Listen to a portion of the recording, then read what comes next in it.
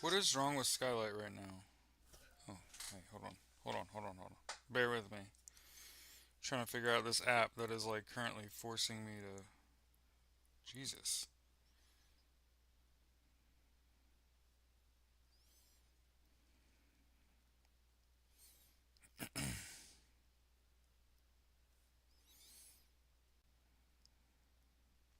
Bear with me.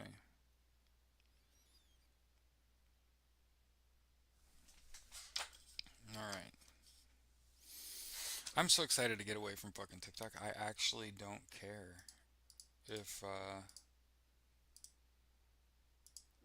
Jesus Christ.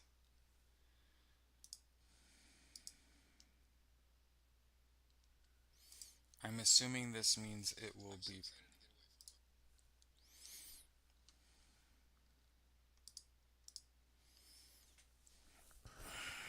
Imagine making this shit, huh?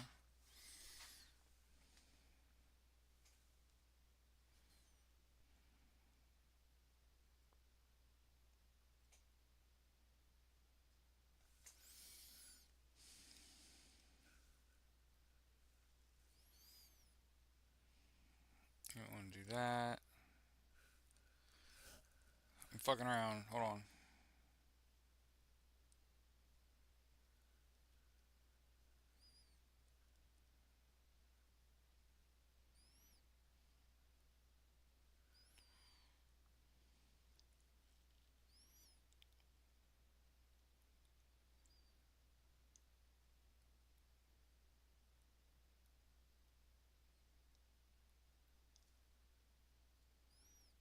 Hmm. Interesting. We're gonna. You know what? Are you ready? You ready for this? Is how like anti-authority I am. Okay. So, first of all, good morning, everybody. My name is Jared. This is Justice's Waiting Room. This is a daily live podcast where we discuss news and politics. And I think today is like I don't even give a fuck if the app works. You know what I mean? And I'm struggling with it. I'm not even mad. I would rather struggle with technology than fight Nazis. You get what I'm saying? So I will just struggle with this as fucking long as it takes. No questions, no notes. I would rather just be live on YouTube, and hang out with y'all. You get what I'm saying? I'm not even sweating.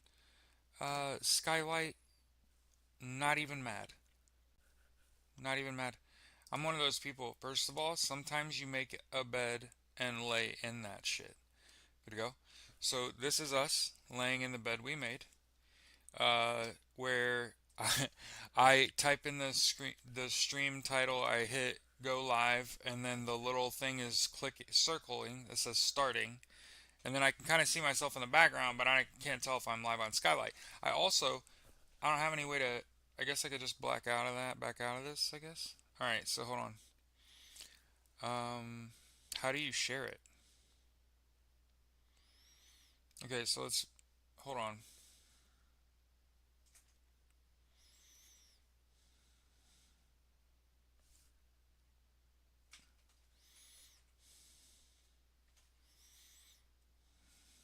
Okay, so here's what I can tell you.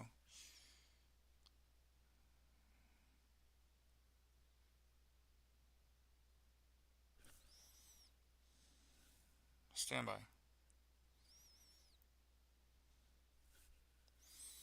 You know what? You know what? I ain't even gonna sweat it. I am not even gonna sweat this. I'm not gonna let it.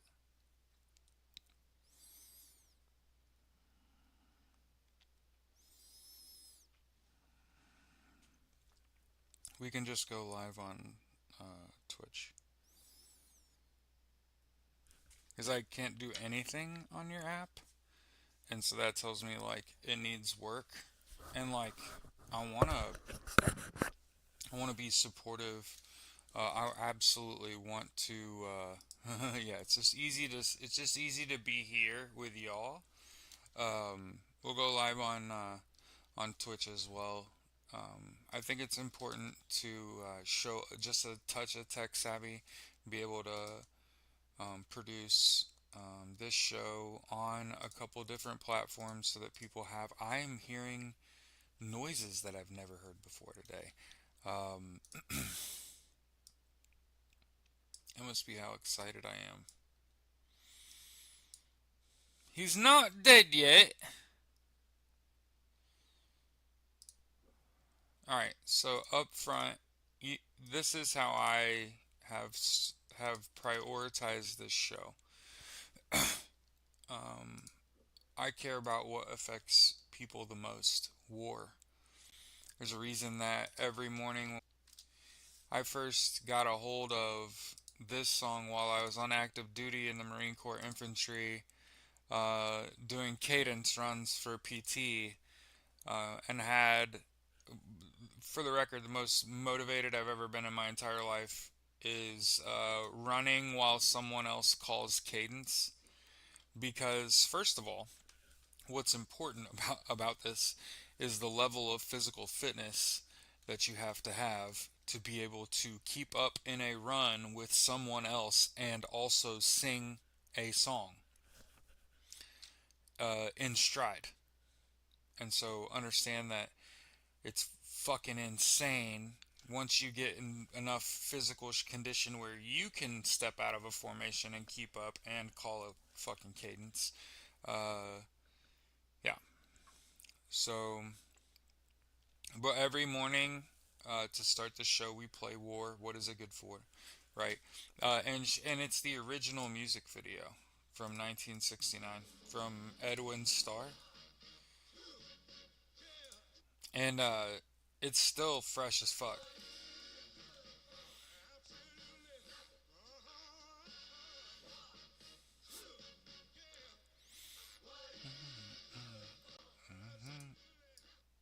And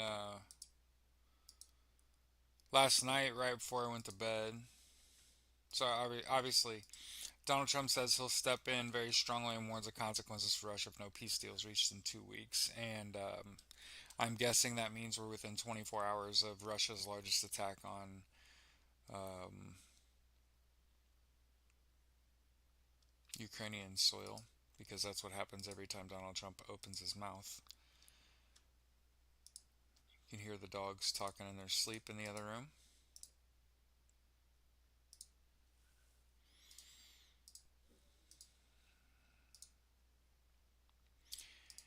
All right, so Donald Trump says he fired the Fed governor Lisa Cook, um, and he actually, not that this has stopped him before, but he can't actually do that. So one of the things that I would be very careful about, there's a reason that this show exists and persists, is because the media, the mainstream media, is not telling you the truth, right? And again, I'm not promising to be some bastion of light, okay? But what I do have a pretty good eyeball for is a newsworthy story. Uh, Russia illegally invaded Ukraine, and lots of people are dying every single day. And as I have said before and will continue to say, the best of us humans are fighting on the front line in Ukraine.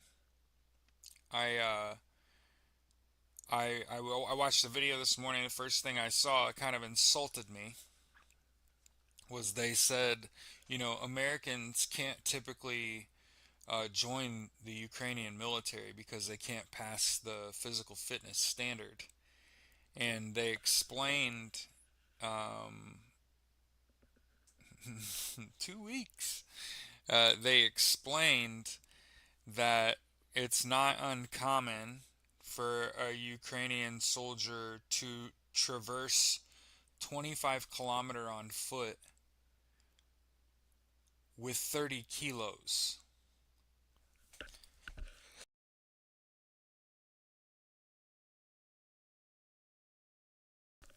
Now, for those of you that are like, what the fuck are kilos and kilometers. I'll break it down for you fucking Barney style. That 30 kilos, 160 pounds. That 25 kilometers, about 15 miles. Now, in the Marine Corps for physical fitness, we run 3 miles in under 28 minutes. And guys get real pissy if we go on a hump and it's more than like 8 to 10 to 12 miles. And how do I know this? Again, sir or ma'am, or they, them. I was in the Marine Corps infantry during a time of war. I have fucking rucked and humped and hiked, and I can tell you that them boys in Ukraine, they ain't fucking around. They are not losing that war. 1,000 fucking percent. They are basically. I actually am, now that I think about how hardened Ukraine has become. I am actually wondering what sort of athlete that puts out.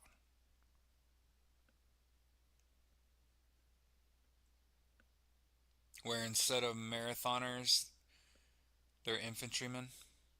You know what I mean? Um, so yeah, Ukraine ain't losing this fucking war. They got hard fast. You know how I know? Pick up your grocery cart and put it on your back and see how many steps you can take. Just steps you can take with a grocery cart on your back. That's that's 15 kilo. Now put some shit in it and try to carry that. That weighs double that. That's 30. That's 30 kilo. That's about 160 pounds. That's a grocery cart full of groceries on your back. Now, people are gonna also wonder. People are gonna also wonder, could you do that shit? No, no. Could have never. Okay, here's why. First of all, I can carry some weight. I could carry about 90 to 120 pounds a long distance. You're welcome for my service. What the fuck are we talking about?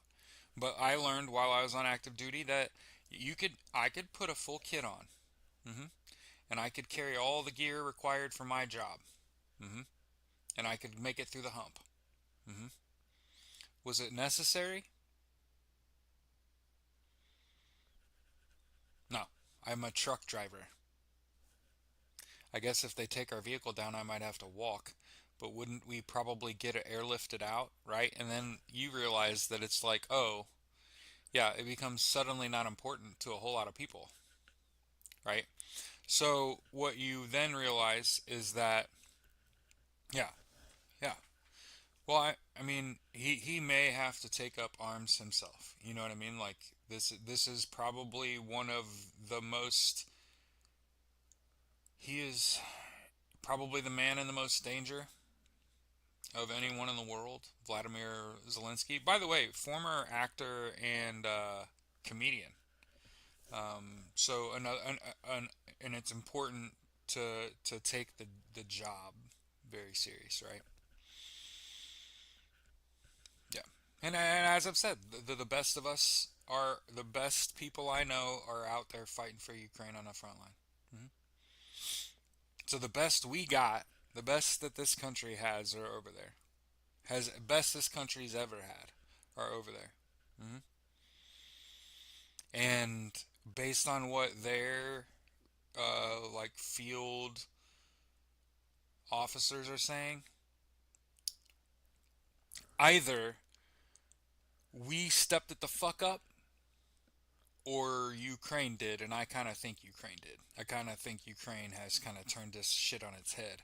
Because here's what I can promise you this. I can promise you this. First of all, if they can hump 25, 25 to 30 kilometer with 150, 60 pounds on them, you're not beating them. They can flank you with big guns on foot. They think about it like a mobile machine gun position, right? So think about them like a machine gunner, an A gunner, right? Just two guys with a belt fed fucking machine gun. And imagine they can take that mobile machine gun nest and they can hike it to your flank, unseen, just hiding in the trees. Absolutely devastating. Everybody thinks when they think war that it's like two sides engaging directly. First of all, no. They've said it's a wall of drones. Once you get past that matrix of fucking drones, the Ukrainians have laid mines and have heavy weapons all over the fucking place. And by the way, now Ukraine is manufacturing long range missiles of its own. Mhm. He played a president on a series in 2015 for 4 years and actually went and won. Man, that's too bad about.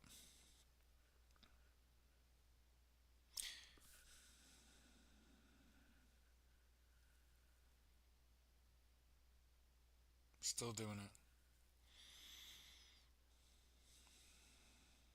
I want it to work so bad.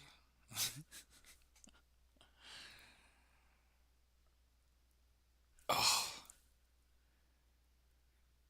damn.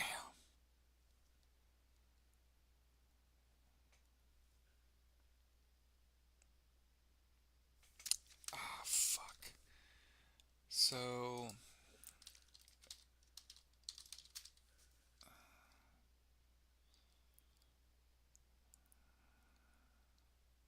God. It's going to be a rough ride for them.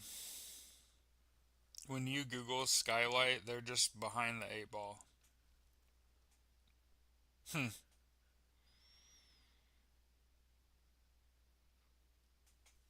Alright. I guess we'll just do Twitch. I don't even know why we're there. There's somebody watching. But I'm going to do it every day. Every day we'll just try to go live there. But yeah, Donald Trump fired the Fed Governor Lisa Cook. It's a powerful black woman. Of course he did. Of course he did. Because he's a terrible racist. I want to make sure we point this out regularly. Okay?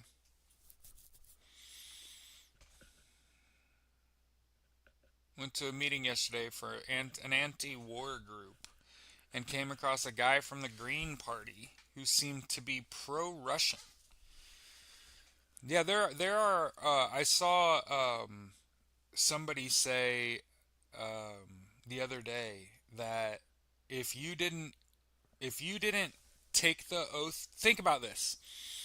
If you didn't take the oath to serve, or you didn't take the citizen's oath as part of a citizenship test, then you don't understand the oath to protect this country against all threats, foreign and domestic.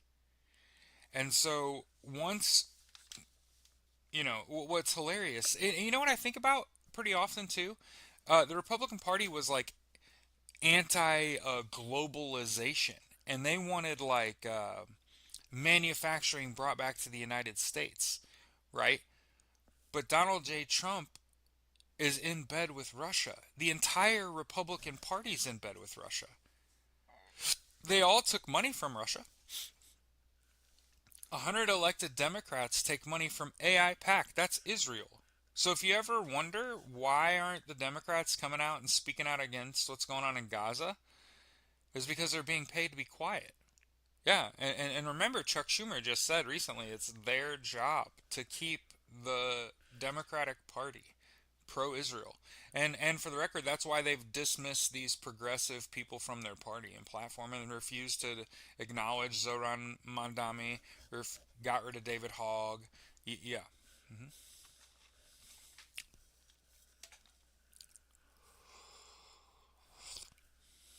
Mm-mm. So I saw this person who has tied their brain in knots, that's an American, say if you're anti imperialist, if you are pro, like each person has their own free will, if you're pro freedom, if you're pro accountability, then you're a Russian fighting against the Americans. And it was just like, dude, did what? Like, understand that here's how I break on all of this. Here's how I break. Hello, on all of this. Either you are not a bigot, and then from there, politics is pretty simple. Or racism isn't a deal breaker for you, and then your political choices are pretty clear. Because remember, as I've said before, um, racism is the feature in Russia. It's not a bug like it is in our society. And when you talk to anyone about Russia and you ask them what's Russia like, they'll tell you. It's probably great if you're white and you're just like, what? And they're like, well, you think America's bad. There's parts of America pretty goddamn bad, right?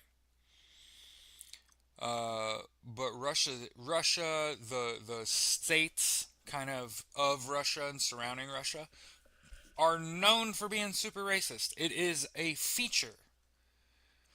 It is actually the antithesis of what we teach here in the United States in the public education system and in the advanced education system, like any post-secondary education, any secondary education, any job that you have, anyone that any of us that have ever gotten a job, have ever worked a fucking job in the United States, right?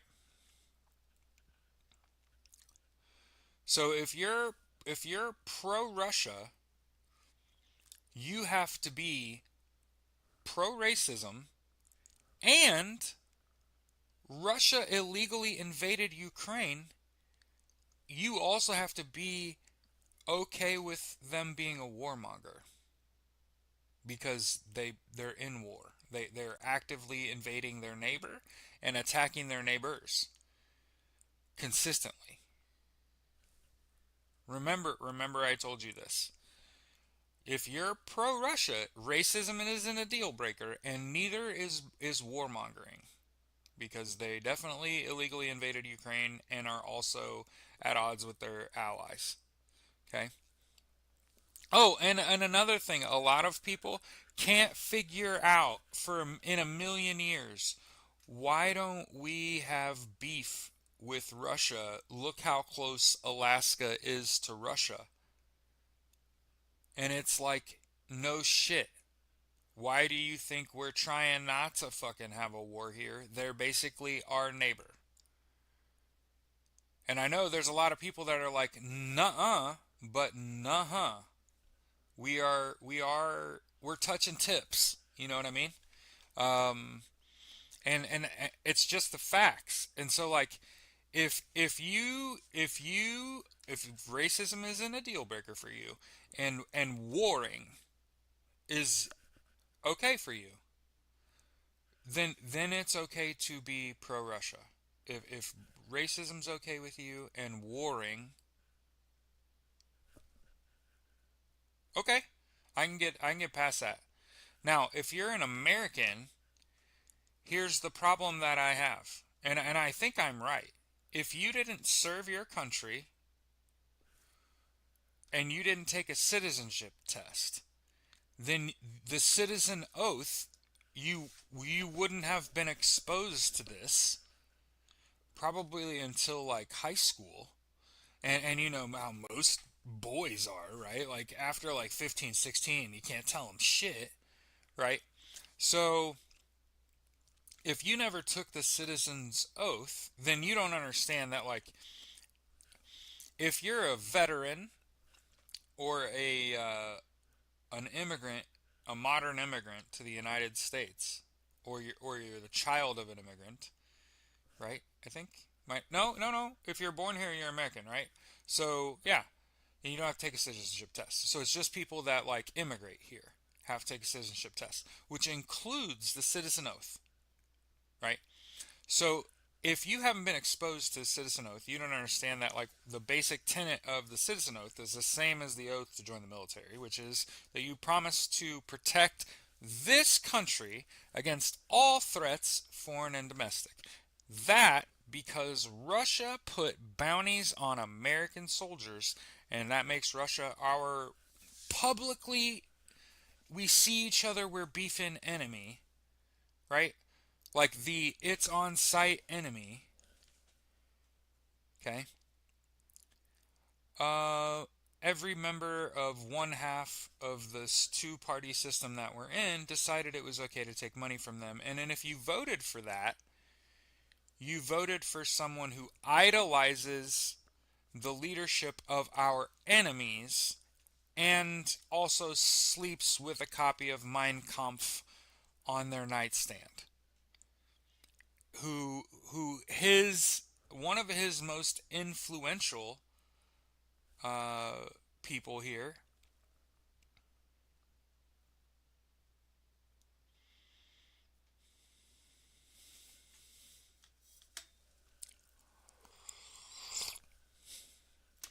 So Mike, he was a 70-year-old that barely missed the draft for Vietnam. And I get to say, see, his lack of exposure to the citizen oath, to the oath of enlistment into the U.S. Armed Forces, means like if you served long enough ago, or you were drafted into the military, you probably don't, you if you served, or you're an immigrant and you had to take the citizenship test, right? And so, and again, I want to point out Donald Trump ran on no new wars, and I'm pretty sure this guy's gonna get us attacked like on American soil, like Wolverine style type shit. There's a reason I've told people to come be my neighbor. Hmm.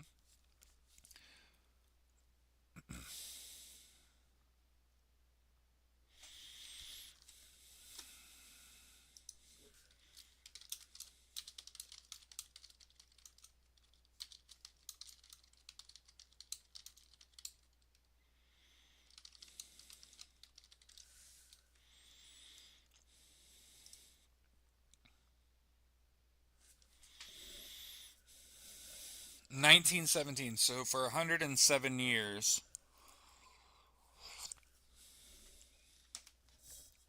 Okay.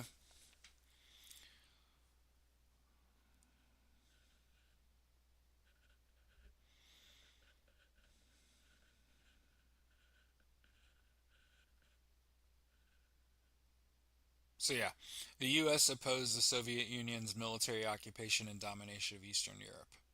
Right. Cold War. Okay. So yes, during World War II, for 4 years, the U.S. and Soviet Union, despite their pre-war mistrust, formed an essential alliance to defeat Nazi Germany. Yep.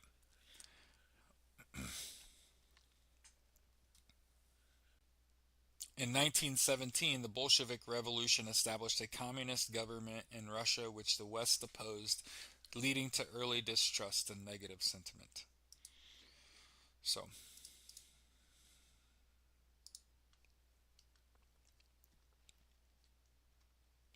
so you get what we're saying now. So, if you're pro Russia, you have to understand like, oh, you have no exposure to the citizen's oath if you didn't serve, if you're not an immigrant. So you have never sworn to protect this country against all threats, foreign and domestic. And then if you've never made that promise, think about that. If you've never made that promise, how can you love the person to your left and your right if you never swore to protect her? Right? How can you love your country if you never swore to protect her? And so there's so many people in this fucking country that say they love this country, but they vote for people that are completely beholden by foreign countries, whether it be Russia, whether it be Israel.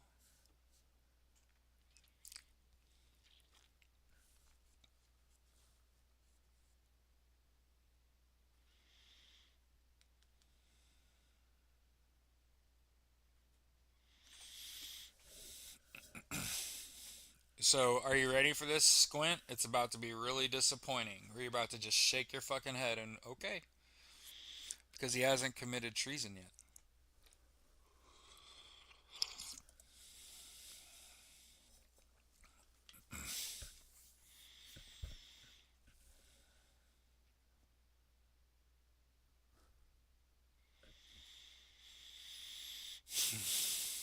It's disappointing, right? Fucking sucks. Because of course he's a treasonous traitor. Like, what the fuck are we talking about, right? Hmm? But you have to understand there's what we think and what we know and what has been proven. And again, I'm not the guy making fucking rules, right? But what is treason is a great fucking question. A serious crime involving betrayal against one's country, levying war against the US, or providing aid and comfort to its enemies. Okay?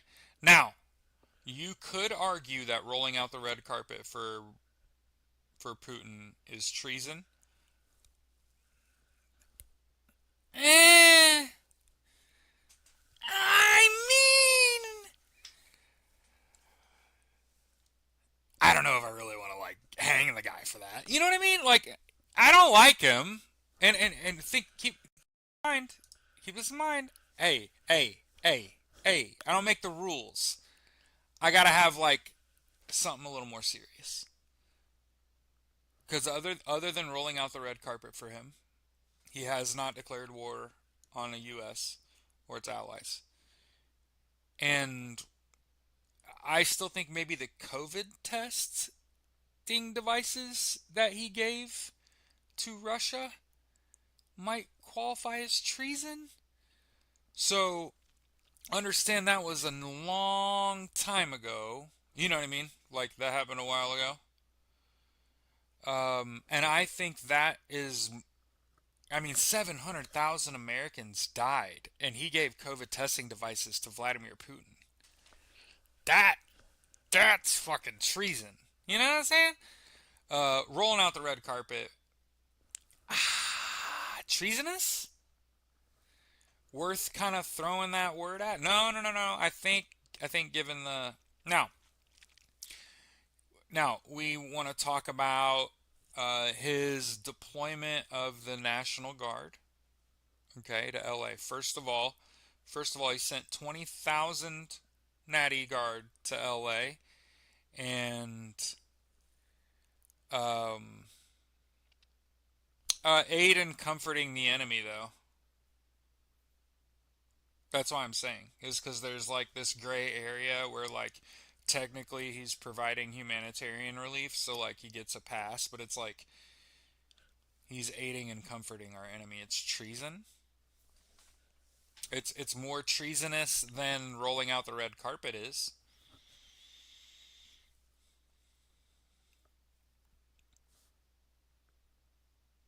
Then they find our drones in Ukraine that were used by Russia. Do what? Good morning, everybody. We are live on YouTube and Twitch. Skylight wouldn't enabling us to go live. It's okay. I will keep sticking it out.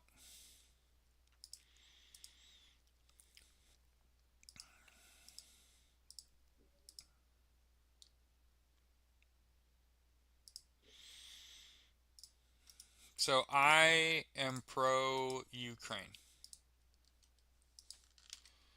because they're the underdog, they're the victim, they are on defense. They are, I'm an athlete, right?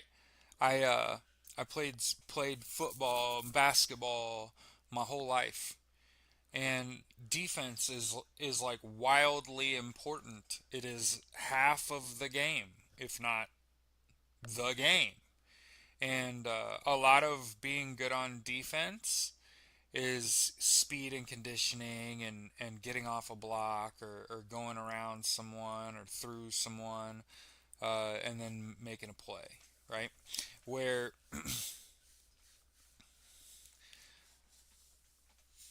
a lot of people only want to watch fireworks, they only want to see the offense.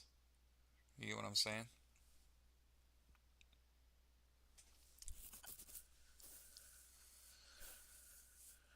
Yeah, yeah, they want democracy and freedom. I agree, Mike. Right, and and we got to make this like known pretty regularly. I would be pro democracy too, if I lived in a functioning version of one. Savvy?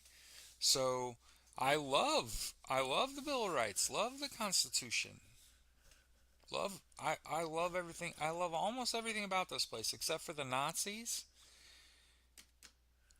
the GOP, the middle of the road people that hold up progress, like the Blue Dog Caucus, which is 54 elected Democrats that vote conservatively. So if you ever wondered why we're fucking kneecapped politically in the United States, and while it feels like progress is just held up. Oh,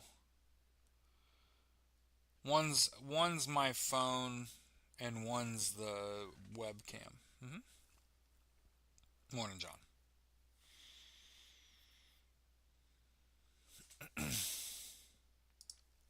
It's how we're able to broadcast live on two platforms.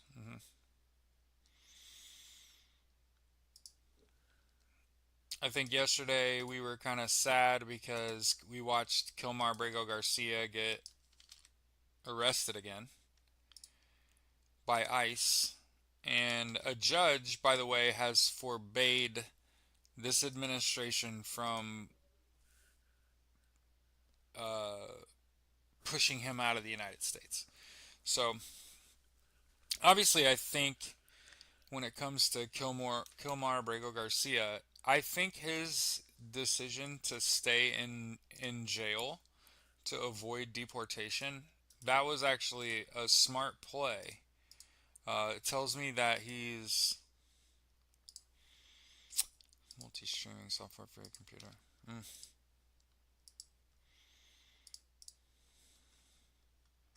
mm. I hadn't really thought about it. We were on TikTok and we had pretty regularly a large show like 100 to, I mean, we've had as many as like 600 in there. So I'm sure we'll build her back up. You know, I think TikTok's gonna get uncool real fast. Um, but yeah, my thoughts are that Kilmar Abrego Garcia won't be leaving the U.S. again. And people are asking why, Jared, why are they fucking with this guy? And it's the narcissist's playbook. They find someone to fixate on, and it doesn't fucking matter if I'm wrong. I'm hyper fixated on ruining that man, Kilmar Abrego Garcia.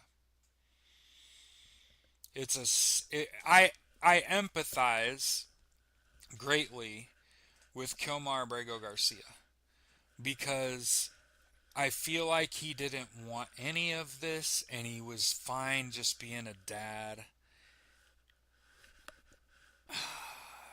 Well, you know what I mean? Like, it wasn't, he's a steel worker, he's a union worker.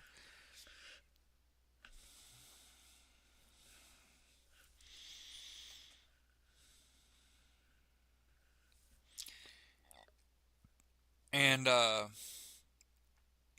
now I hope he takes Donald Trump down.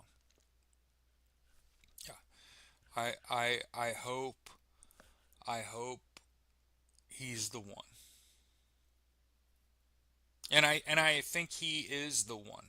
I think he could be. And hold on, let me quantify this. When I say that he's the one, I think he already has really good representation.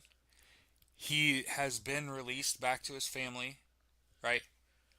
A judge said you will not be deporting this man. Okay, he will go to trial. He will say I'm not guilty, and he'll win. There is not evidence of human trafficking, and he was not charged for that, nor cited for that, nor nothing, nor nothing. And they're gonna fucking lose. And again, it's because Donald Trump is a motherfucking loser. And if you support Donald Trump, you're a motherfucking loser. And I empathize greatly with Kilmar Brego Garcia because I didn't want. And again, I'm not. It's not like I've achieved any fame or anything. But like, I didn't want to. I had absolutely no thoughts of sitting here. And it's not that I didn't want. What the fuck?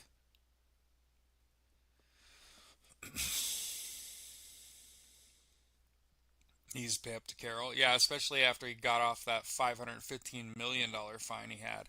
So understand, the president of the United States, Donald J. Trump, has done some of the most corrupt shit ever, including getting back in office as president and then eliminating a $500 million fine. That's corrupt as fuck. By using the US government to buy 10% of Intel, which, by the way, is a failing company that one of his buddies owns. And people are like, "Don't aren't you a socialist? Don't you agree?" No, I don't think the fucking government should own a failing company. We have a stock market. That shit's down 20%. I'm not even a fucking investor. I'm just a normal human being where I'm like, that was a bad bet, Don. Because he's your friend? Well, he's a fucking loser. Yeah, hell yeah. Mm-hmm. I'm telling you, I Donald Trump is the fucking worst of us. And the reason he's this way is because he's Krasnov. He's been corrupted since 1987. Better part of 40 fucking years. Absolutely no excuses. That's why there. I mean, there are people in the United. You said John Roberts allowed that too. Yeah, well, that's the thing. You never see any of these Supreme Court justices out in the sunlight. Kind of wondering if they're vampires. Back in November, I pulled all of my stock. Mostly everything is in CDs now. Good shit, Mike. Love to hear it. I pulled my shit June before the election. We were like all-time highs. My 16 was 40 by the, my 16 was 40. I pulled that bitch. Paid my penalty, paid off a bunch of debt. Broke again. Trying to get out of debt. And that's my advice to everyone is get the fuck out of debt yesterday. I ain't working today, so we ain't talking about work, even though I gotta make a phone call. But yeah, Stephen Miller's a fucking vampire. That's what I'm saying. So are some of these Supreme Court justices. That say some of the most insane shit you ever heard in your life, and then you will never fucking see that person in public, and you're just like, huh. Somebody did say DC and LA in terms of levying war against the US. So let's talk about what is an act of war and what is not an act of war. Okay, so let's define an act of war per U.S.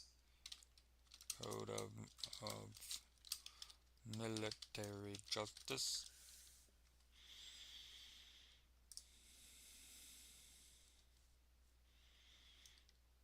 An act of armed conflict either between nations or between military forces, which triggers provisions of the UCMJ to apply to those periods.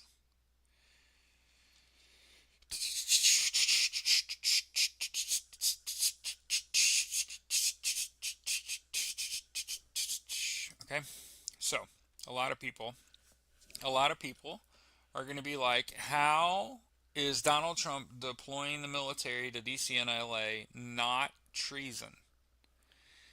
And it's because they were unarmed until like a couple days ago. And now, yes, you're goddamn right, they have pistols and rifles, and as I've said before, those do not have bullets in them because you don't get ammo from the same place you draw your weapon. And so the cute thing about this is that everyone's like, this is treason. And it's not treason. The president can order Marines around. Mostly to just go stand in front of fucking federal buildings. He can order the National Guard. He can get his fucking little buddies to send their little troops. But again, I want to point out 1,700 troops total in 19 cities is less than 100 fucking people. And again, if I'm one of these part-timers in the National Guard, you got to really think about, am I going to get paid, fed, and housed while I'm literally a super minority? Think about the average fucking city that they're sending in the National Guard to. Minimum 100,000 people. So think about that. You're going to put 90 National Guards people in cities 100,000 plus. What the fuck are they going to do? Wage war? Really? Let me explain this to you in a language you can understand it. When I got to 2-2, when I was on active duty, they were in Iraq on their 5th straight deployment, by the way. So I always tell people, like, I ain't no fucking war hero, but I goddamn know some. And I have the same answer for 100v1 guerrilla. 100 men versus one gorilla. But yeah, apparently Angie was tipsy. So major drinking problem, was drunk in public yesterday. Who fucking knew? After they called him the Secretary of War.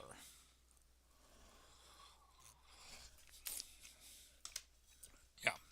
Now,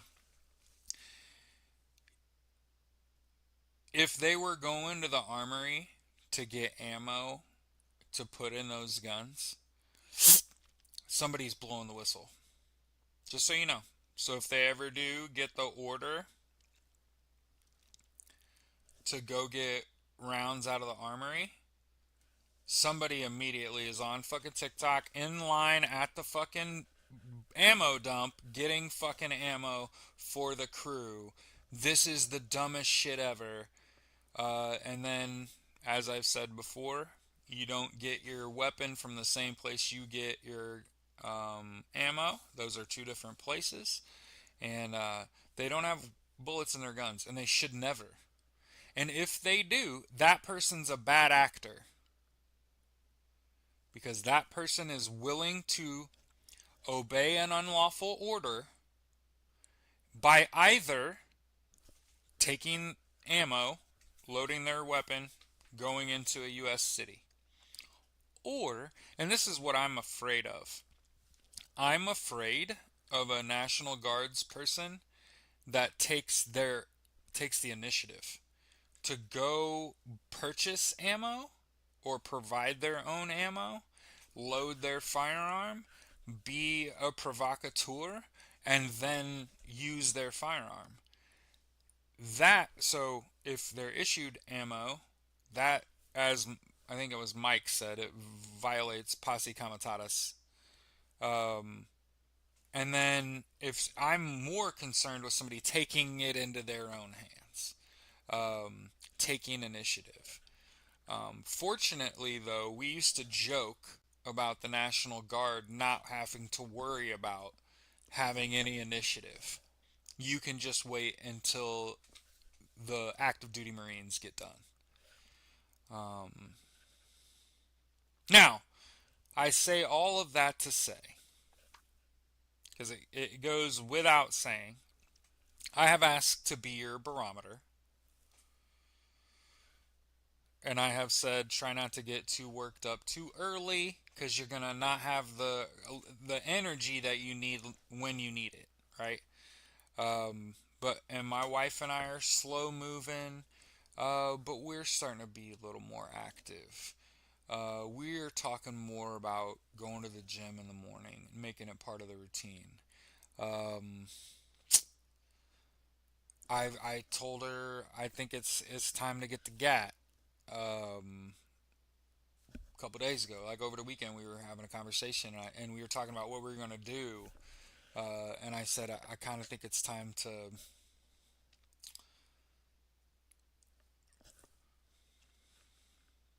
So what I would tell you all is that I was hesitant to pull the trigger, hesitant to start getting ready. And again, the way I think about this is run your ass off is the name of the game.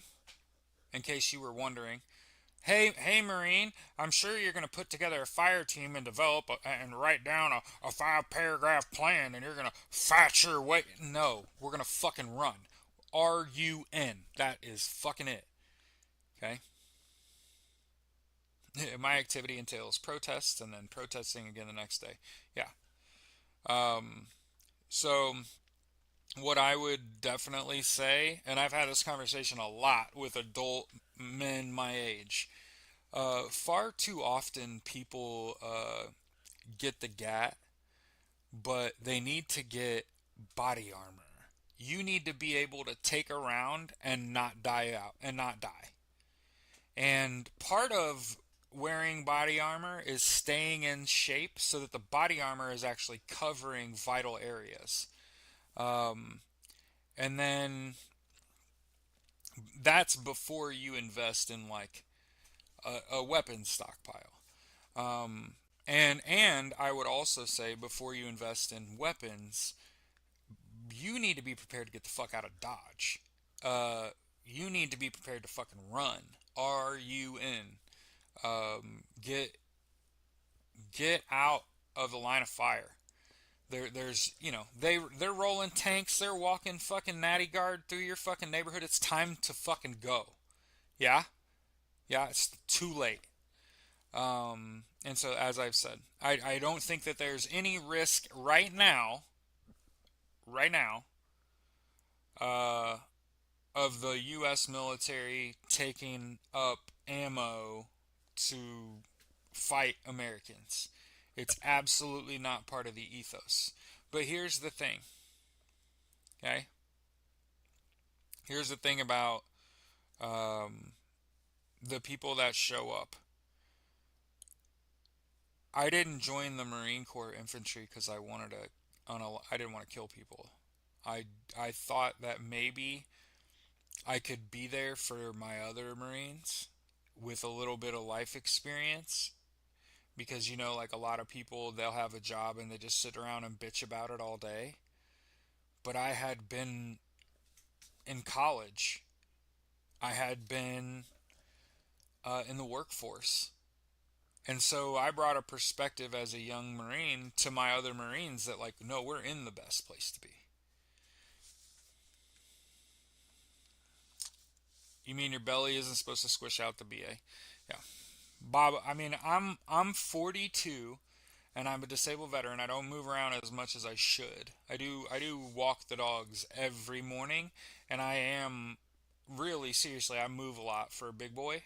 I'm a pacer, so not only am I like a pacer fan, but I literally like walk around my house all the time. Not like walking around my phone or not like that. It's just like I'm a pacer. I just walk the fuck around.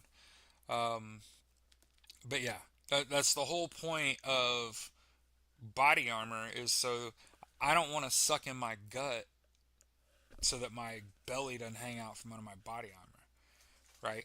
Because the thing about it is that belly fat, you gonna bleed like a stuck pig. You get shot there. You ain't gonna die, but you're just gonna leave a trail wherever you fucking go, and that's gonna attract. And the biggest thing about bleeding is infection. It ain't that you're gonna fucking die. It's that you're gonna fucking get an infection, and we're gonna have to cut that shit off. Christ. I ain't trying to cut somebody's fat off. You know what I mean? So it's like, hey, get in shape now. Start a running and a jogging and a getting real thin, right? And eat healthy and drink water and sleep a bunch. And know, and Mike said he joined the army because of family tradition. Father was Vietnam War. Yeah. I never had the intention of joining the military. It wasn't even on my fucking radar. I got a 1510 out of 1600 on the SAT when I was 15 years old. I got a 31 on the ACT. I don't remember what it's out of. I got an offer from Purdue before I could drive. Um, I want to be a fucking astronaut. I got to Purdue and I grew 2 inches, and I was just too fucking big to be an astronaut. And the while I was at Purdue, getting the most disappointing fucking news of your life is that you can't be a astronaut because you're too tall. The FAA went on a hiring freeze, so that meant there weren't really any pilot jobs. There weren't any air traffic control jobs. I did get a job though, working at the Zionsville airport. Um, but the cost of living was so high compared to what it paid that I had to move to the opposite side of the city and work two fucking jobs to be able to afford the rent that was half of what it. So you can already start to understand that the economy was fucking shot.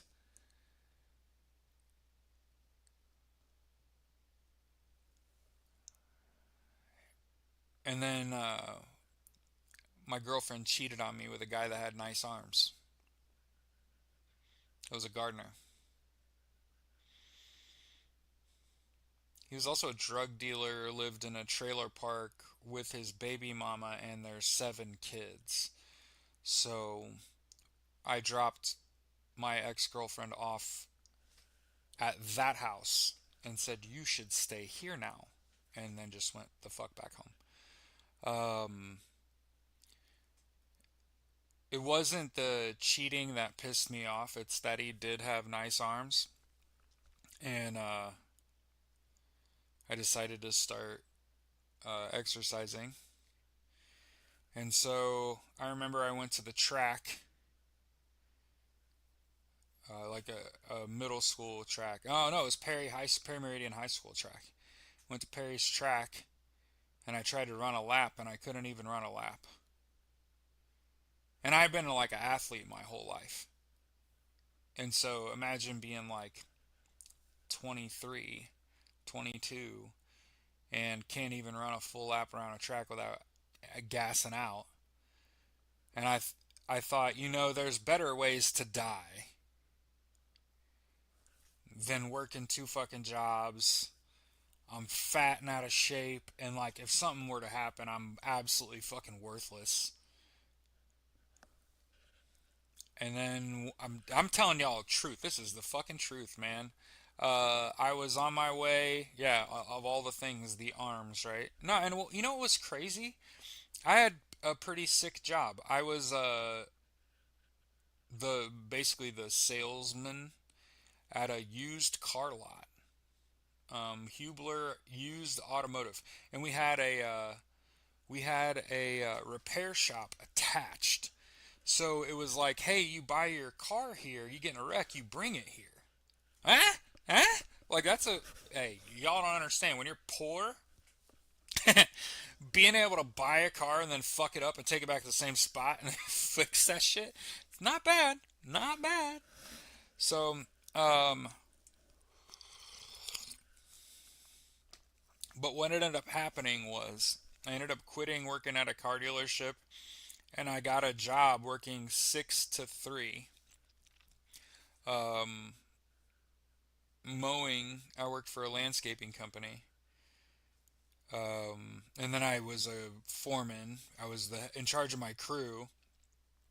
And the thing about it was that was like the first time I'd ever been in charge of other people was when I worked for Star, and our crew was all Latino, all ESL, English as a second language, um, all 5'10" or smaller, 180 pounds or smaller, and they had all negotiated for extra labor, meaning like we will work harder and faster, do more work to get paid more.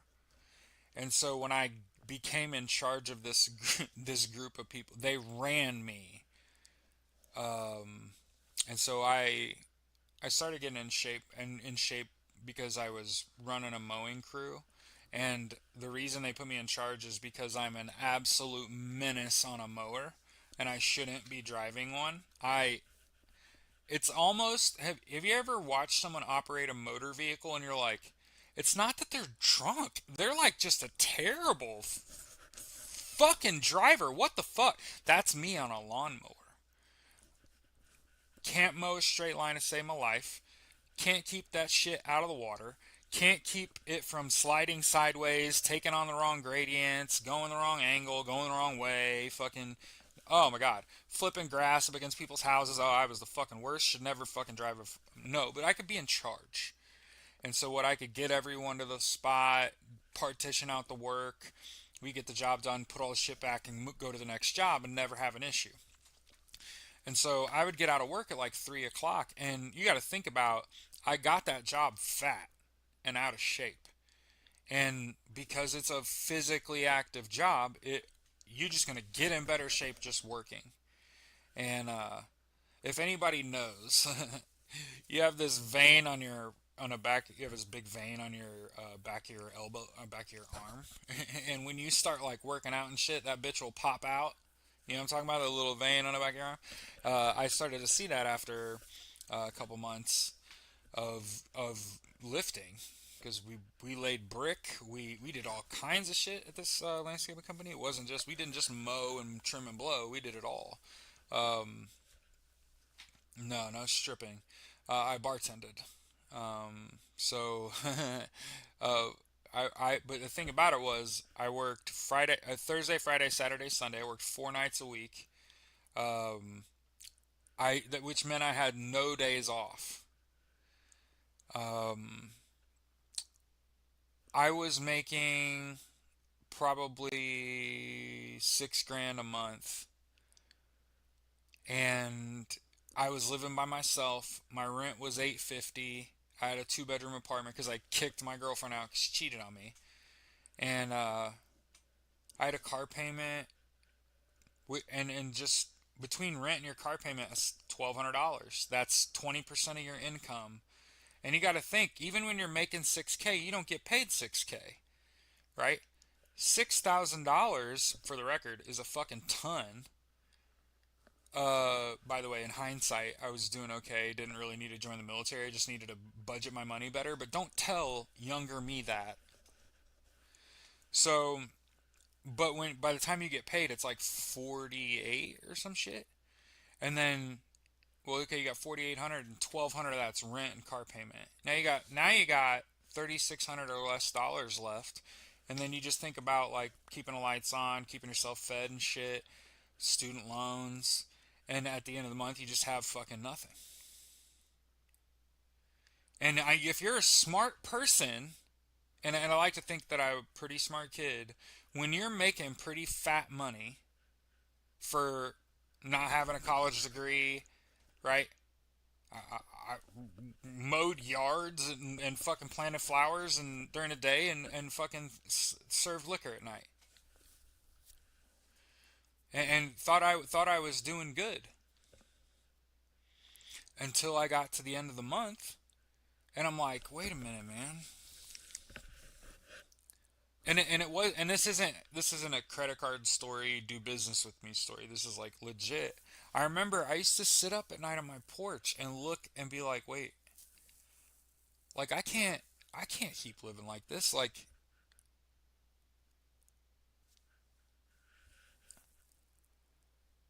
I think I think I need to move. Like that was I kept saying like maybe I just need to keep getting cheaper rent. You know what I mean? Like, oh, I'll move in, I'll get a place that's like costs half, and then maybe I could save that $500 because like I'm not saving anything right now. And again, you got to think about being like young and single and like partying and drinking and whatever. Like I wasn't very budget conscious at all. And one day it was a Saturday, and a Saturday I was at one of the days where I worked both jobs. And so on Saturday I'm driving home from the landscaping job, so it's like probably like 3:15 in the afternoon on a Saturday, and I'm stopped at this stoplight on US 31, and I have my window down. It's nice outside. It's May, and this group of Marines in a formation run beside me and turn left like they're gonna go to the recruiting station, and they were nothing special. Nothing right. I ain't jacking up any dudes, but it was just like they're all running together silently, evenly spaced apart, not bothering each other, quietly. All you could hear was their feet hitting the pavement and their breathing. That was all you could hear. And there was just something about structure and space and time and movement that watching that, it's like I don't think I can keep doing what I'm doing. This isn't working for me. This isn't what I want, right? It's not that I didn't feel like I was accomplishing something when I was going to work. Actually, one of the things I really appreciated, and keep in mind, I helped my brother build a landscaping company, which he now turned into a multi-million dollar construction company. And my brother and I worked construction before it was fucking legal for us to do so. You know what I mean? So like that's kind of been our lives. My parents bought the home of someone who owned a construction company. Our friends, when I was a kid, they owned our neighbor owned a construction company. Our friends from church owned a construction company. The Reesers and the Prossers. Um, but yeah, um, I saw them run, and I think it fucking changed the wiring in my brain because my next like day off, I went to go to the recruiting station. I didn't know that those were Marines. By the way, they were just in skivvies. They were just in green top and bottom like underwear. You know what I mean? Nothing special, right? And so I went to the recruiting station, and this is the Armed Forces Services Center, uh, Madison Avenue, Southside, Indianapolis, Indiana. And so this means Marine Corps, Ura, Semper Fi, all that happy shit, Navy, Air Force, Army, all in one building. And I've told the story before, much to the chagrin of the ladies in the chat, but um, when I went to the Marine Corps door, there was a sign up, out to lunch, be back at 12:30. I like looked at my clock like, all right, it's 12:09. He's got 20 minutes. You know, I want to hear the sales pitch. You know, why should I join the fucking Marine Corps, right? Um, the Air Force, there was no sign on the door. No one was there. And the Army wasn't, and the Navy wasn't even there either. So, not that they weren't like viable fucking options, but when your little heart's pitter pattering and you're kind of wondering if this working fucking two jobs and not able to fucking save at 20 something years old, despite it being like pretty good income for the time. And again, in retrospect, if I'd have really hammered down on my budget, I think I could have been okay, but I might have just worked a bunch. Um, but uh, the Army recruiter was there. And again, this, ladies, is a story about arms. But the door was ajar, and when I got to the door and kind of peeked in it, I could see this silhouette, kind of ashen silhouette of somebody in a cami top with it unbuttoned, with no undershirt, with the hamburger meat hanging out, and a Jesus chain on, uh, smoking a cigar, blowing it into a desk fan, which is then blowing the cigar smoke out. And gotta be real honest, my brain was like, it's a smart motherfucker right there. He ain't never getting caught for smoking indoors. No, hell no. I go outside and stand outside this window. Like, what the fuck? Right? And so I kind of knocked on the door, come in, and I'm watching him as I'm like entering. He doesn't know that I didn't see this. Um, so I kind of open the door. He sits up. He's buttoning up his blouse. He's got his sleeves rolled, and has Popeye fucking arms. I just want to continue to point out this dude's fucking arms were massive, and he had a big ass eagle globe and anchor on his fucking forearm, the Marine Corps emblem, and he's sitting in an army recruiting office smoking a cigar in army fatigues. So he comes, around the desk. He says, "Turn the lights on." I turn the lights on. He shakes my fucking hand, and he's like, "What's going on, man?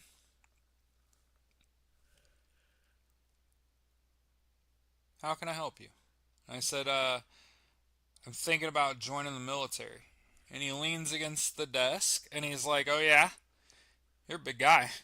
And I was like, "Thanks, buddy." And he says, "You ever been in a fight?"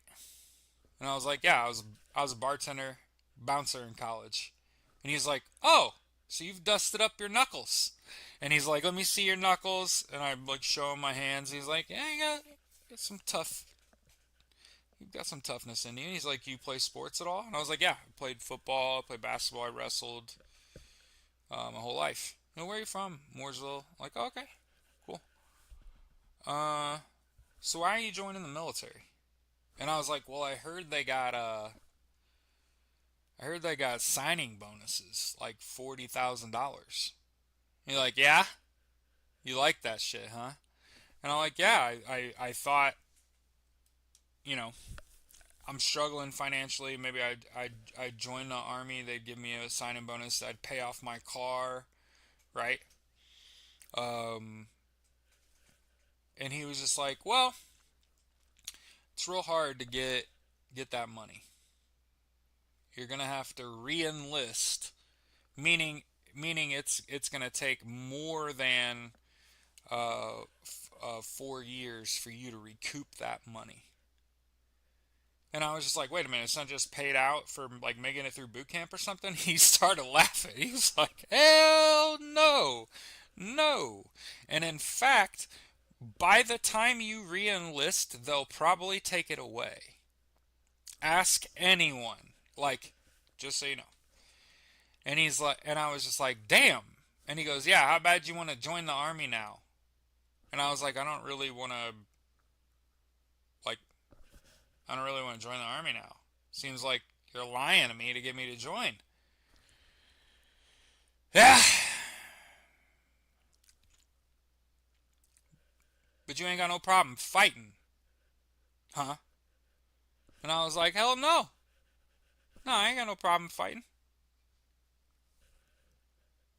And he was like, "My Marine Corps." And I was just like, "Good to go." All I needed to fucking hear. All I needed to hear. And I left the Army recruiting office, and I was like, "I'm just going to go stand next to this fucking door until this Marine recruiter comes back." And I waited until 12:30, and I knocked on the fucking door like a gentleman, and I stood there, and nobody came to the door. And I heard a window open, and I thought, that's wild. And then I heard, and I looked, and there was a pretty young thing in a red dress that ran and jumped into a convertible, and it was a woman, backed up, sunglasses on, smile on her face, and a little wave, and bolted off in a little red convertible. And I was like, what the fuck was that? And Staff Sergeant opened the door. Staff Sergeant Schmidt, he was my buddy for years.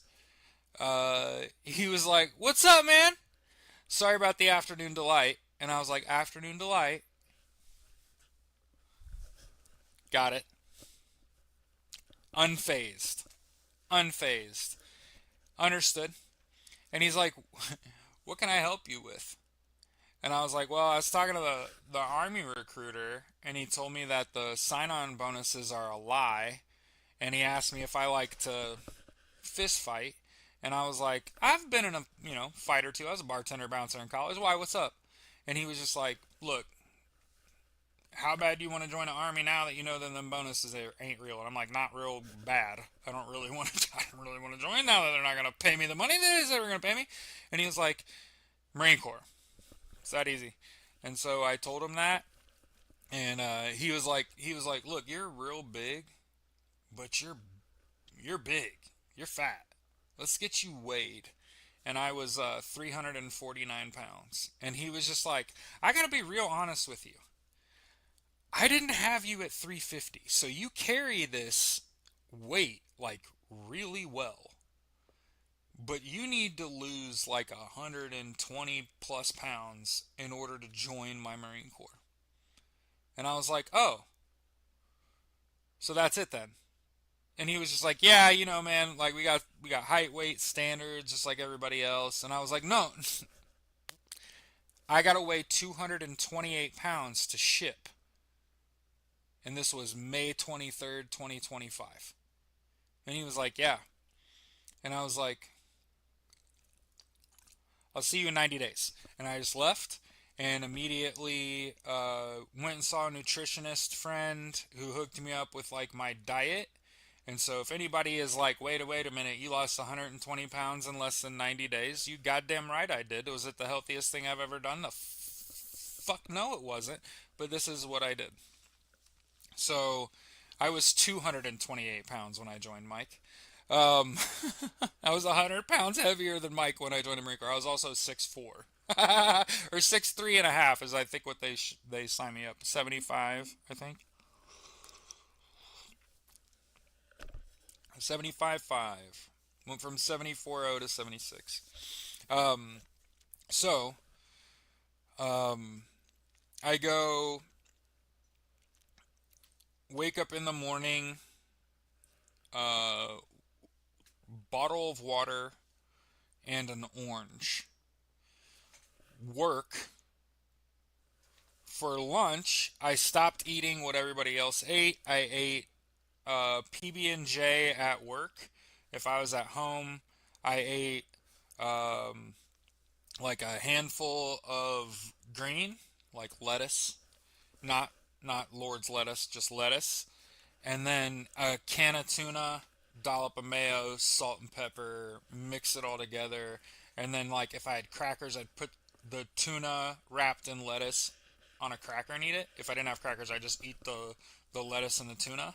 Um, and then for dinner, it was chicken breast and a sweet potato. Obviously, the only thing I drank was water.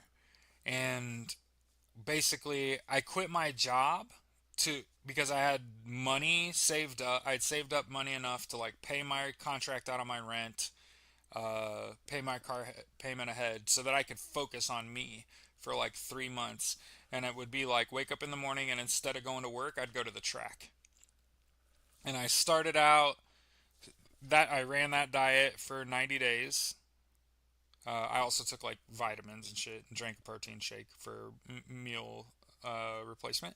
But would go to the track in the morning and run until I couldn't do it. Till I was literally like sick, couldn't run anymore. And then I would try to recover. And then within about a half hour after dinner, I would have to go to the gym to lift weights. So I've practiced what I've preached. I lost 120 pounds in 90 days. Hmm. And shipped out. What's today? In 2 days, 20 years ago. Hmm. And have witnesses. It's not like I'm just like talking shit. Like, no, I could. You ask them. They'll tell you. That motherfucker, no shit, lost 128 pounds. I showed up for every one of them dep workouts, all them fucking pre boot camp shits. I was there for that too. Um, because mastering the physical component of service is instrumental to your promotability. So you can be a badass, but if you're not also a badass athlete, like this ain't gonna pan out. This is gonna be a rough ride. And the Marine Corps, like height, weight, standards, like fitting in your fucking uniform and looking fucking good, like that's that's part of that. And yeah, I lost 128 pounds. I was 228 when I shipped. The best part about this whole fucking story is that I went to Marine Corps boot camp, Parris Island, South Carolina. My senior drill instructor was a beautiful black man from New Orleans. And he took me by the side and said, I heard you lost like 130 pounds to be here. And he said, I hope you didn't break your own spirit on the way.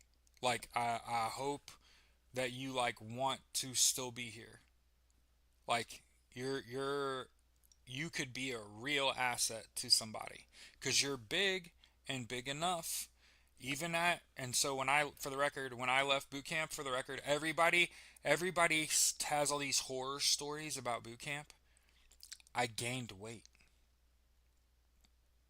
I lost 130 pounds to go to Marine Corps boot camp and I gained 7 pounds.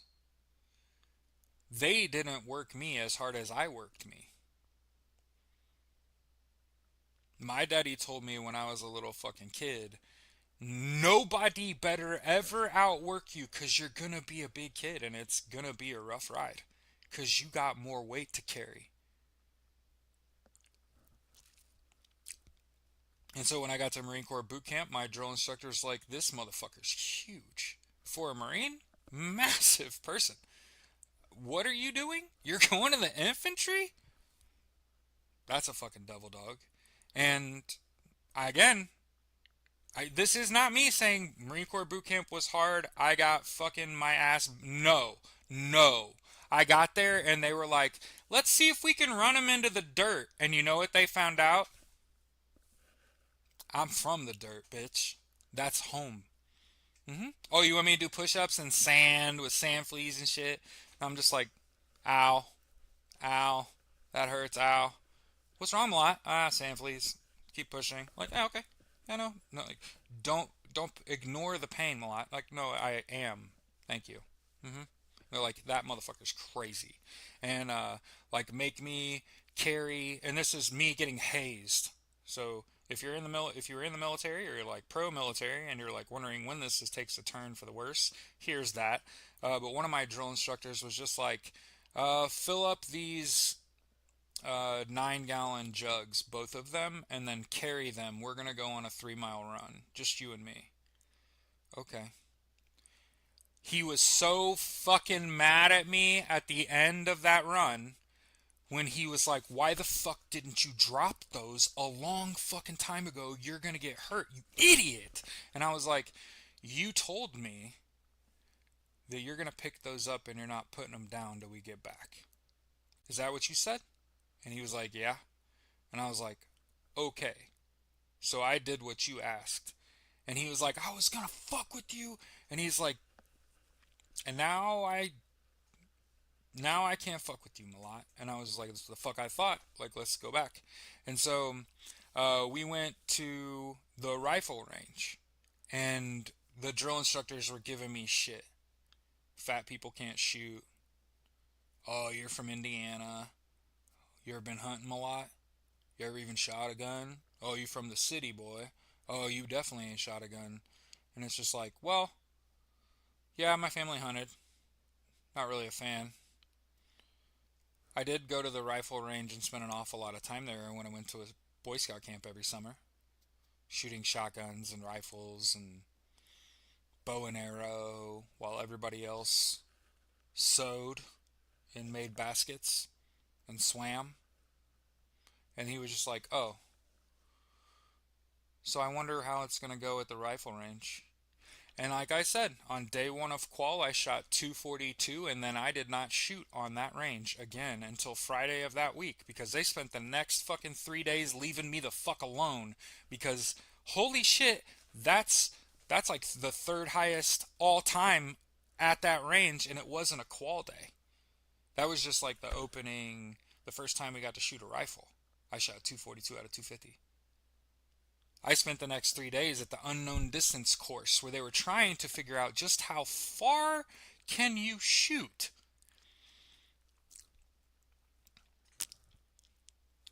And then graduated from boot camp, and the cycle I came in on with, like, I had blisters on my hands. I could have got left back, and they were just like, do you like want to do that? And I'm like, are you fucking kidding me? Wrap this shit up. Let's wrap this shit up. Like, what the fuck are we talking about? So I was at Paris Island for 13 weeks. And again, there's a point of pride here because I'm not 5'6", 130 pounds soaking fucking wet. I'm 6'3" and a half, 230 pounds when I get to you.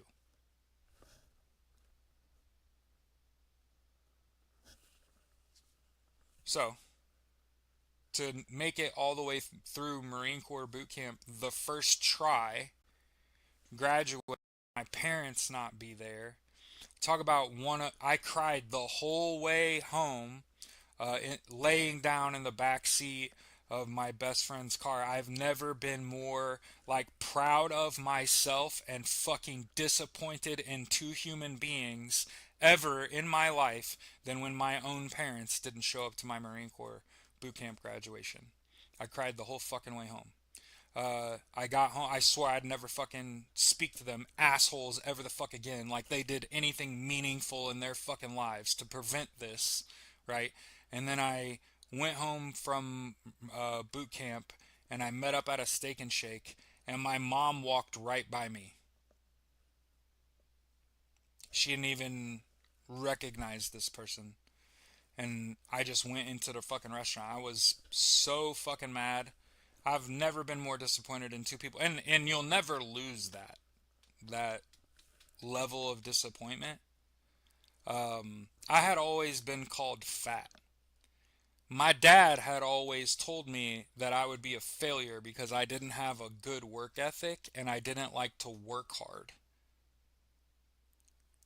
And I like to think graduating from Marine Corps boot camp kind of flies in the face in the lack of confidence you built in your son over the course of his life because you're a piece of shit. Mhm. And there's a reason why neither of those people go out of their way to speak to me. And I have, over the course of my adulthood, reached out to my parents and just been like, "Hey, how you doing?" And I get less comms out of my parents than I do my boss at work, who doesn't talk to me because you don't need it. Like, you're pretty much like self-motivated. You like kind of do the thing. You like managing a book of business and like selling and shit. Like you do what the fuck you need to do. I don't need to bother you. I got like other people I got to worry about, right? So I've always said that it can't be your blood that makes you. Since then, it can't be your blood that makes you. It has to be like whatever life is around you that emboldens and empowers you and motivates you and is proper and good and shit like that. Yeah. Hmm.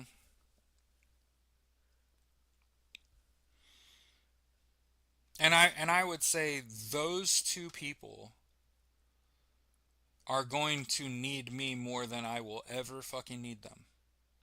And they will not feel that. There's no way that they'll feel that until we achieve socialism. until we get everyone universal health care, education, income, and housing, and then they'll feel me. They'll feel me. Won't be won't be today, won't be tomorrow. That's okay. Maybe it won't be in this lifetime. They're not in theirs.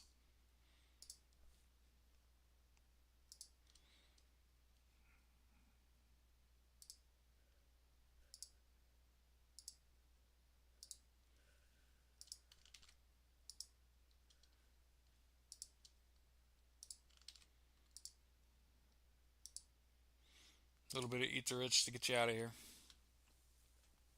Love y'all.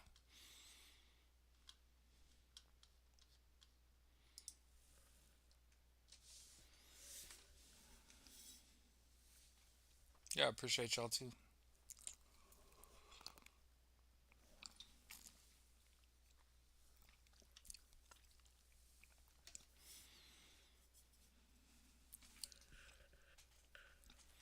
But like I said, I received my directive long before my parents failed me. And that was when I was about 15 years old. I didn't want to be here anymore. And I went to put a shotgun in my mouth. And my dog knocked the shotgun out of my mouth. And instead, I just like shot beside my face and out the kitchen window. And my mom had the kitchen window replaced before my dad got home from work because my mom said if your dad finds out they try to kill yourself, he'll kill you. And then right after that, within about a half an hour, I got a phone call from my mentor. And I don't even think she knows this. I don't know that I ever told her this because we don't talk anymore. She doesn't have anything for me because I'm not religious. Because one of the reasons that I had a big falling out with my faith is because Laura Helm was the best leader I've ever known, and because the United Methodist Church is sexist as fuck, women can't be pastors. And so not only do I not believe in your dumb God, but I don't want anything to do with this dumb church either. And that personally offended her to the degree that we don't have any sort of relationship anymore. I have no purpose and no use. Go figure. But um, she told me when I was about 15 years old, right after I'd tried to kill myself, that it's not about you. No matter what happens, you're going to be fine. It's other people that I worry about.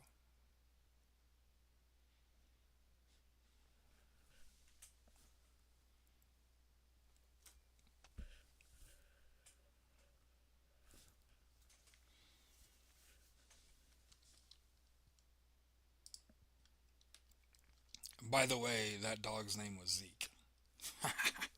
Zeke. Mm-hmm. He's like a golden, like a short-haired golden. Mm-hmm.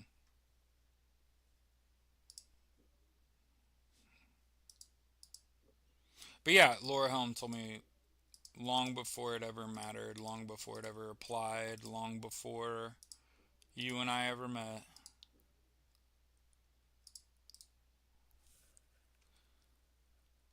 that it's just not about me.